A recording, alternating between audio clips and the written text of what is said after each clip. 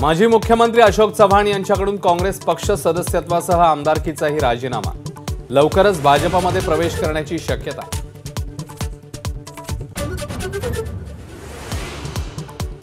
पंधरा फेब्रुवारीला अमित शहांच्या उपस्थितीमध्ये अशोक चव्हाणांचा भाजप पक्षप्रवेश होण्याची शक्यता।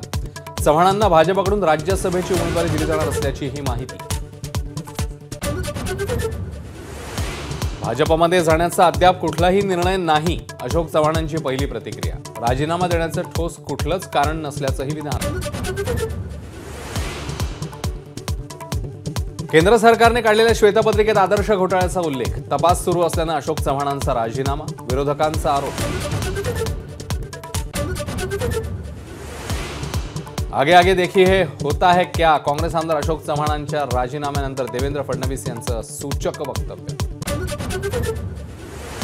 अशोक चव्हाणांसोबत काँग्रेसचे आणखी आमदार जाणार नाहीत, पृथ्वीराज चव्हाणांचा दावा। तर शासकीय यंत्रणांच्या दबावामुळे अशोक चव्हाण यांचा राजीनामा। वडेट्टीवारांची टीका। फडणवीसांचं अशोक चव्हाणांवर टीका करणारं भाषण संजय राऊतांनी ऐकवलं। भ्रष्टाचारांचा एकच नारा, तुरुंगापेक्षा भाजप बरा।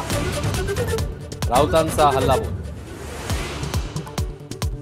आता काँग्रेस पक्षही अशोक चव्हाणांच्या हातात देतात का ते बघावं लागेल। उद्धव ठाकरेंचा भाजपवर निशाणा। तर काही दिवसात भाजपचा अध्यक्षही काँग्रेसमधून आलेला असेल, ठाकरेंचा हल्लाबोल। राष्ट्रवादी आमदार अपात्रतेची सुनावणी पूर्ण झाली आहे। 15 फेब्रुवारीच्या आधी निकाल देणार, विधानसभा अध्यक्ष राहुल नार्वेकर यांची माहिती। राज्यामध्ये आज अवकाळीसह गारपीट। विदर्भ आणि मराठवाड्यातल्या अनेक जिल्ह्यांना गारपिटीचा फटका, पिकांचं मोठं नुकसान। विविध मागण्यांसाठी पंजाब हरियाणातल्या शेतकऱ्यांचा मोर्चा उद्या दिल्लीमध्ये धडकणार। मोर्चाच्या पार्श्वभूमीवर दिल्लीच्या सीमेवर कडेकोट बंदोबस्त। बिहारमध्ये नितीश कुमार यांनी जिंकला विश्वासदर्शक ठराव। विरोधकांचा सभात्याग, तर 129 विरुद्ध 0 मतांनी नितीश कुमारांची बाजी।